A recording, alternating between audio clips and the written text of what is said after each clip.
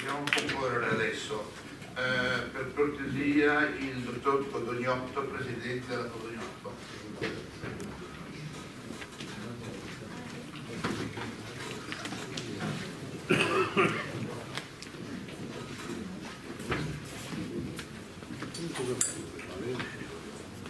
Buonasera, ringrazio Propeller per questa opportunità. Vedrò di essere assolutamente breve perché immagino che siamo un po' tutti stanchi.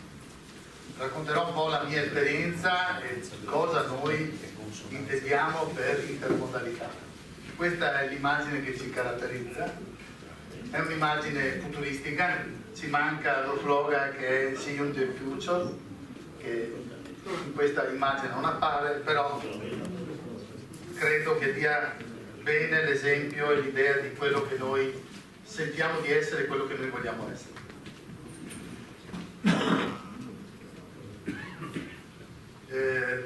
Come dicevo, parlerò un po' di intermodalità, di quelli che sono i nostri obiettivi, parlerò un po' di quello che è il nostro gruppo oggi e da dove siamo partiti. Questa è una fotografia degli anni 60 di mio padre sul primo suo camion. Non mi dilungo di più. Questo è quello che è oggi il gruppo. Abbiamo circa 1500 semirimorchi, modalità di carico, circa 600 trattori, più di 950 collaboratori, abbiamo un fatturato di 270 milioni consolidato, più di 5.000 fornitori, oltre 5.000 clienti, 50 filiali in tutti i paesi europei e alcuni paesi asiatici. 20 paesi, copriamo 20 paesi perché è stata una scelta che abbiamo iniziato negli anni 2005 nell'assoluta convinzione che la logistica fosse un elemento, come ben si è detto più volte con i relatori che mi hanno preceduti, una concezione di rete, un obbligo che un operatore logistico ha e che deve sentire nel proprio DNA, avere una rappresentazione nei territori più prossimi ai nostri clienti, paesi dove noi serviamo con tutti i nostri clienti che ci chiedono di raggiungere i loro punti di sbocco delle merci in maniera rapida, efficace, efficiente e possibilmente poco impattante in termini di inquinamento, un passaggio che vorrei fare dopo, che oggi non ho visto molto segnalato, ma che io credo abbia una valenza per quello che riguarda il nostro futuro e per quello che riguarda quello che sta avvenendo nel nostro mondo e nell'ambiente che ci circonda. Chiedo scusa. Cosa facciamo? Facciamo trasporti completi, servizi intermodali, trasporti mare-aereo, logistica di magazzino, servizi doganali e consulenze, groupage, distribuzione. Siamo sempre pronti a innovare. Perché dico questo? Perché nel 2016 abbiamo fatto una scoperta che ci ha un po' terrorizzato e da cui poi siamo partiti. Abbiamo fatto un'analisi delle nostre emissioni di CO2, noi siamo una media azienda come avete visto. Noi abbiamo scoperto che nel 2016 mettavamo nell'aria 400.000 tonnellate di CO2, un numero drammatico, e che ci ha posto una domanda che tutti noi ci poniamo, ma poi demandiamo sempre ad altri, alle istituzioni, agli altri nostri competitor, facciamo qualcosa per il mondo? No, abbiamo detto proviamo a iniziare, perché se aspettiamo sempre gli altri forse non sempre si raggiungono gli obiettivi. Allora ci siamo certificati nelle emissioni, abbiamo dichiarato quante emissioni facciamo. Abbiamo detto nei prossimi anni vogliamo raggiungere l'obiettivo di diminuire queste emissioni gradualmente del 10-15% annuo. Ed è un impegno che abbiamo dichiarato, preso con i nostri clienti.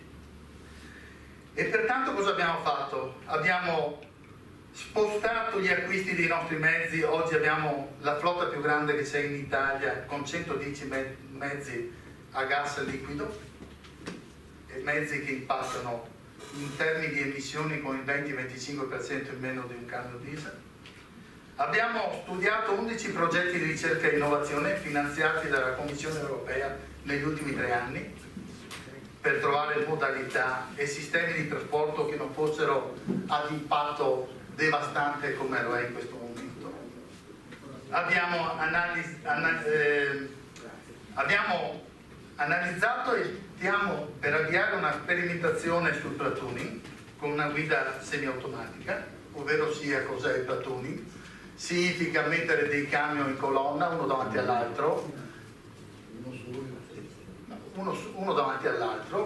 e in maniera teleguidata, sempre con l'autista a bordo, perché in questo momento non c'è una normativa che lo permetta, ma sempre con l'autista a bordo gli permette di essere il primo che guida tutta una carovana di camion. Questo cosa comporta?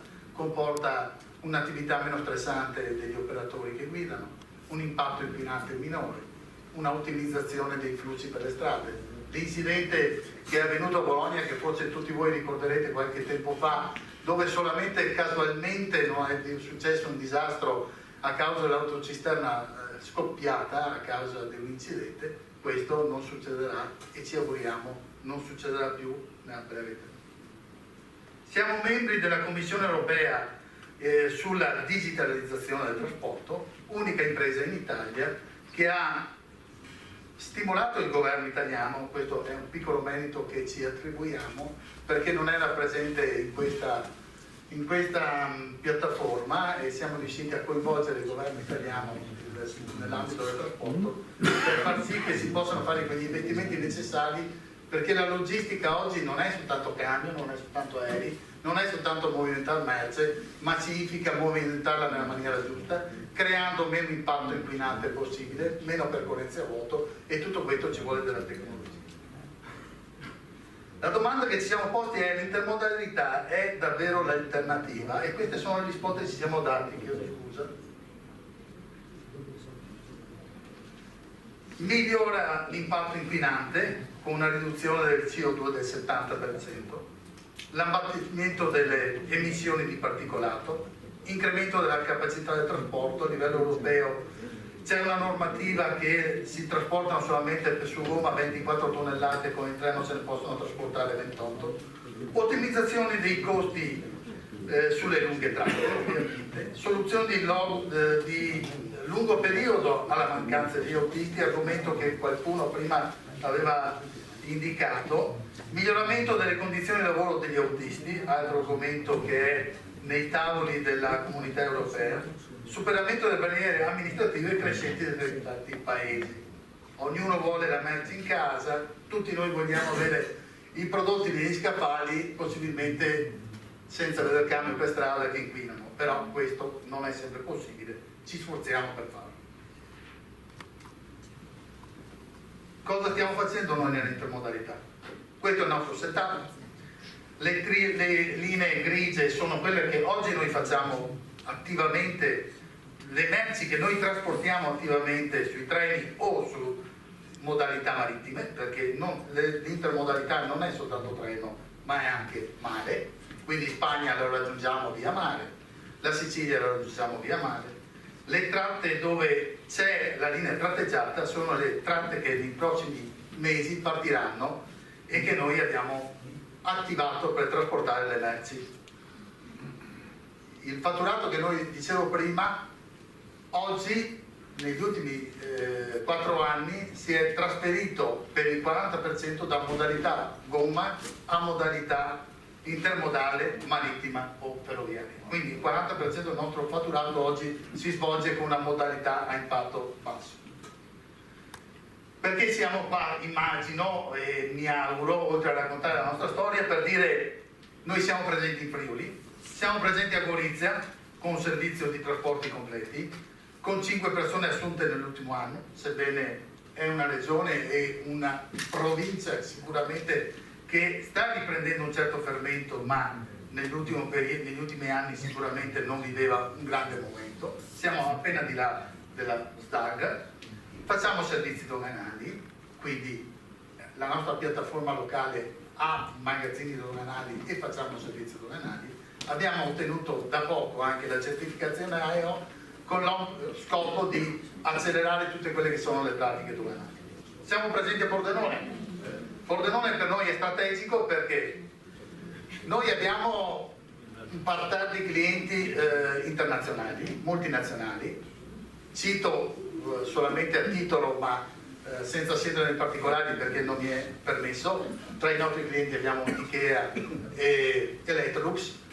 Gli imprenditori presenti in sala sanno che impatto ha Ikea sul pordenonense e Electrolux.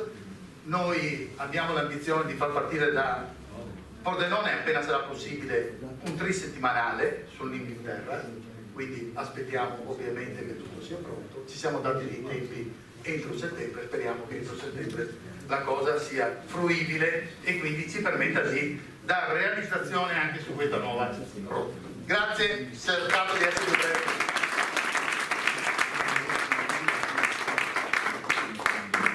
Signor Codognozzo, io la ringrazio perché in tempi rapidissimi ha dato veramente un bel flash di quello che vuol dire cambiare il sistema. Grazie.